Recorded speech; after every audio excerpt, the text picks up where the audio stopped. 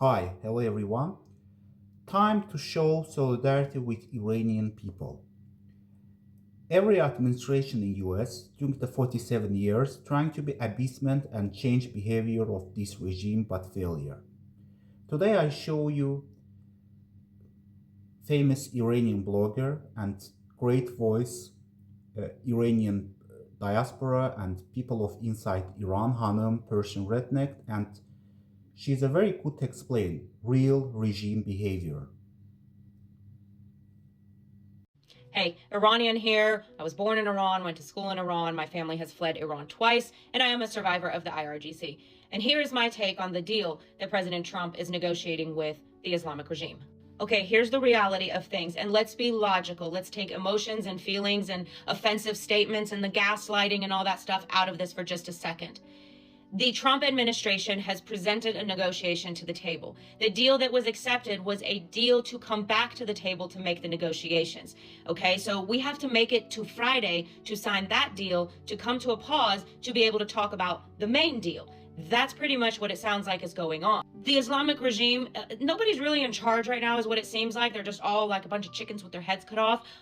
The IRGC is a totally different entity that will not abide by what the IR says. So if the people associated with the Islamic regime are negotiating with Trump and the IRGC says, no, I don't want to negotiate with them, and then they just continue shooting, well, that voids everything. And then we still have Sepah, which is a completely different entity inside of Iran. And these three units, they work together, but they also don't work together. Why? Because there is distrust amongst them right now.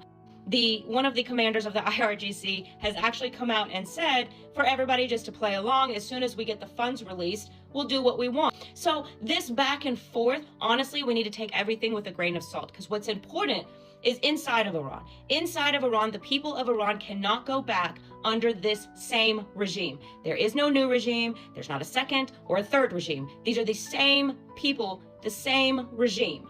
They are continuing executions. They are continuing to arrest people from the January protests. And if you remember, during the 2022 Women Life Freedom Movement after the murder of Gina Mahsa Amini, there are people in prison still today from 2022 that they're carrying out executions on. So this is exactly the same regime. Just today, they executed 2 more innocent protesters. If this regime stays in power, it's going to be worse, a million times worse on the Iranian people. So don't underestimate the power of the Iranians inside. You've got a group that is sad and depressed and thinking that Trump has turned their backs on him. You've got another group that's saying, you know what? No, we're going to listen to His Royal Highness. And you know what? His Royal Highness, Crown Prince Reza Pahlavi, whom everybody came out for in January after he had made the call to come to the streets and let it be known you're done with this regime. That's why the people came out, not because of Trump. So when he's making moves, big moves, talking to diplomats, talking to politicians globally, that tells me we are not done. When he has said in the past, don't listen to the noise. When we know, as Iranians, the regime is saying one thing and USA is saying another. The downfall of the regime is inevitable. Yes, if they receive money, this is going to buy time. They're going to restock their ammunition, and then it's going to all go back to what? Shooting and fighting, which is going to violate the terms, which is going to put us right back into it. At the same time, let's sit and wait, because the regime is not a regime to be trusted, and they're always fumbling and sending that missile when they shouldn't be. So let's be patient. We have to give our people back home hope. The Crown Prince is still making moves. That's who represents Iranians, not Trump.